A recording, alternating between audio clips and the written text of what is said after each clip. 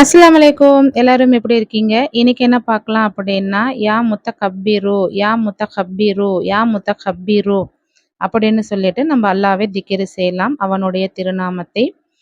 இதனுடைய பொருள் பார்த்தீங்கன்னா, பொறுமை உள்ளவனே, பொறுமை உள்ளவனே, பொறுமை உள்ளவனே அப்படின்னு தாங்க இதுக்குண்டான மீனிங்.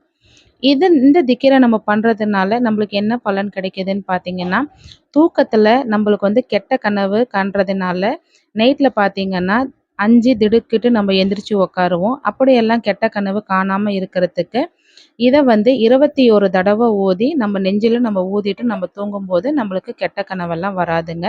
அது மட்டும் இல்லாம, ஒரு மனைவி தனக்கு ஒரு ஆண் மகன் வேணும் என்று நியத்து வைத்துக்கொண்டு, இருக்கையில் அமர்ந்து 10 தடவை இது ஓதி நியத் வைத்து, வீடு கூடினால் இன்ஷா அல்லாஹ், அல்லாஹு தஆலா அவங்களுக்கு ஆண் மகனை தருவானாம். இவ்வளோ மகத்துவம் வாய்ந்த இந்த திக்ரை ஓதுவோமாக. ஆமீன்.